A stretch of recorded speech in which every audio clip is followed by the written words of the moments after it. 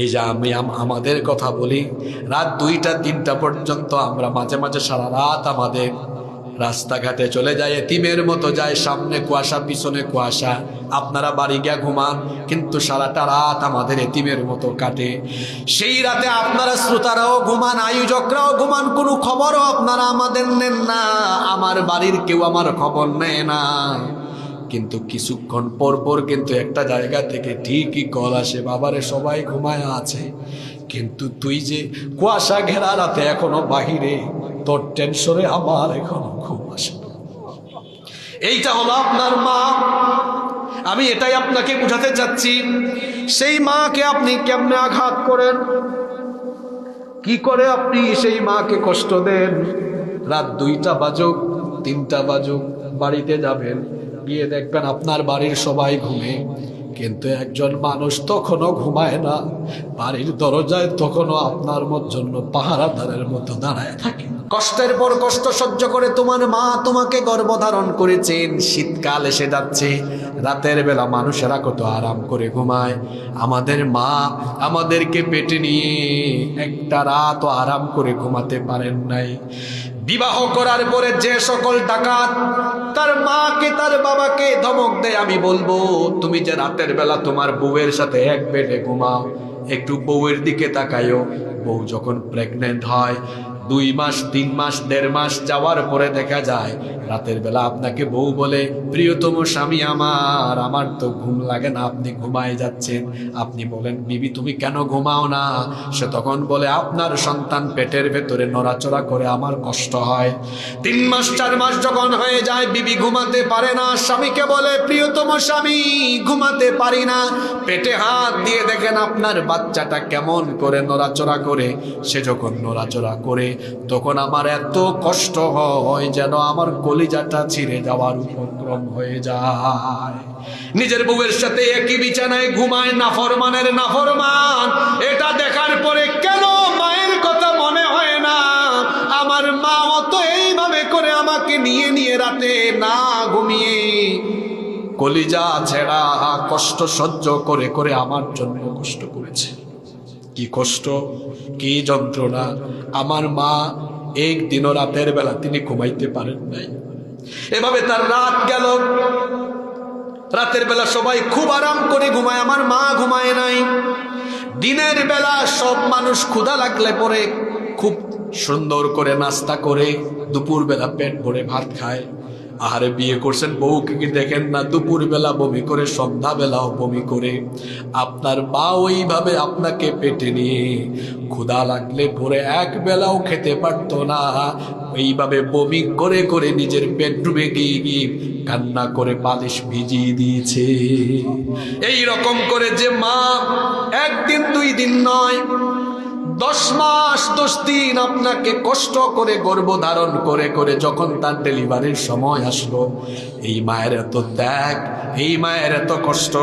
সেই মা বলে, আল্লাহ এত কষ্ট করে সন্তানকে আমি পেটে রাখলাম, এখন ডেলিভারির সময় তো আশেপাশে অনেক মহিলা দেখছি মারা যায়, আমি মারা যাই, আমার অসুবিধা নাই, কিন্তু 10 মাসের কলিজা ছেঁড়া দন আমার সন্তানটাকে দুনিয়াতে আনো, সে যেন দুনিয়াটা দেখে। আর যখন তার ডেলিভারির রুমে প্রসব বেদনা আরম্ভ হয়ে যায়, আমি তো পুরুষ মানুষ, আমরা পুরুষ মানুষ বুঝি না, বিয়ে যারা করেছেন একটু ওটি রুমে, অথবা ওইটাকে সম্ভবত লেবার রুম বলে, যেই রুমের মধ্যে ডেলিভারি হয়, বা বাড়িতে যদি সন্তান হয়, একটু কান পাতবেন। যখন মা প্রসব বেদনা আরম্ভ হয়ে যায়, এক একটা চিৎকার মারে, চিৎকারের চোটে মনে হয় আওয়াজ আল্লাহর আরশে আজিমে গিয়ে কম্পন সৃষ্টি হয়ে যায়। বিজ্ঞান বলছে, চিকিৎসা বিজ্ঞান বলছে, একজন মানুষ সর্বোচ্চ 20 থেকে 25 ইউনিট পর্যন্ত ব্যথা সহ্য করার ক্ষমতা রাখে, কিন্তু একজন মা যখন সন্তানকে ডেলিভারি করেন 20 আর 25 নয়, 50 থেকে 55 ইউনিটের মারাত্মক বেদনা সহ্য করেন। এজন্য আল্লাহর কোরআনে কারিমের শব্দ চয়নের নমুনা দেখেন, হামালাতুহু উম্মুহু ওয়াহানান আলা ওয়াহানিন ওয়া ফিসালুহু ফি আমাইন। কি শব্দ চয়ন করলেন আল্লাহ! আপনারা তো আরবি ভাষা বুঝেন না, কি শব্দ চয়ন এখানে করেছেন আল্লাহ, ওয়াহনান আলা ওয়াহানিন, কষ্টের উপর কষ্ট। শুধু কষ্ট নয়, আল্লাহ নিজেই বলেছেন তোমার মায়ের কষ্টের উপর কষ্ট হয়েছে। আহারে, আমার মা আমাকে জন্ম দিলেন, পেশাব পায়খানার গন্ধ সবার নাকে লাগে, আমার মায়ের নাকে লাগে না।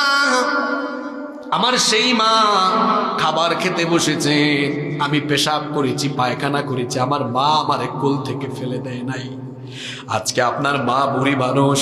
আমি কত সমাজে দেখেছি মা বাপ বুড়া হয়ে গেছে, মা বাপ হয়তো তার শারীরিক দুর্বলতার কারণে বেডের মধ্যে হয়তো পেশাব পায়খানা করে ফেলছে, গালি দেয় বুড়ার ঘরের বুড়া, বুড়ির ঘরের বুড়ি, আমার ঘর নষ্ট করে ফেলেছে, নাফরমান সন্তান।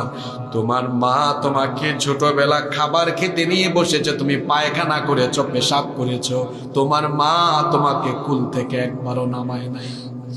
সেই মা, এই যে এখন আপনি দিনের বেলা রাতের বেলা এত সফর করেন, ঘোরাঘুরি করেন, আপনি বলেন তো দেখি, আপনার ফোনে আপনার ঘরের মধ্যে সবচেয়ে মায়ার কল, মহব্বতের কলটা সবার আগে কে দেয়? পিতা মাতাকে কখনো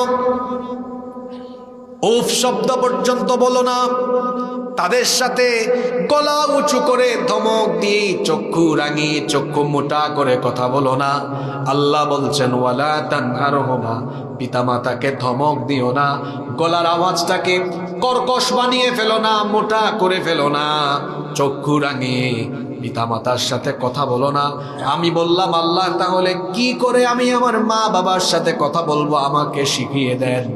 আল্লাহ বললেন ওয়াকুল লাহুমা কাওলান কারীমা, সবচেয়ে উত্তম ভাষায়, সর্বোত্তম ভাবে, ভদ্র আর বিনয়ের সাথে তোমার পিতা মাতার সাথে তুমি কথা বলো। আহারে, আমার মা বাবা আমাকে কোনো একটা বিষয় বললে আজকে আমার গলার আওয়াজ বড় হয়, তুমি কি বুঝো? তারপরে দেখা যায় মা বাপকে ধমক মারে, তুমি বেশি বুঝবা না।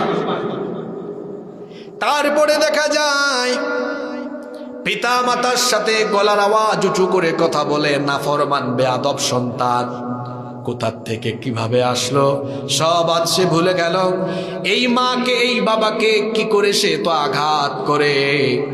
এই পিতা মাতা সন্তানের জন্য সীমাহীন এবং অবর্ণনীয় কষ্ট সহ্য করেছে। আজ আপনি আপনার মাকে যা মন চায় তাই বলেন। গতকাল বিয়ে করেছেন, গত মাসে বা গত বছরে বিয়ে করেছেন, সুন্দরী ললনার কথা শুনে মা বাবার সাথে আপনি বেইনসাফি আচরণ করেন, অথচ এই মায়ের কথা আপনি ভুলে গিয়েছেন।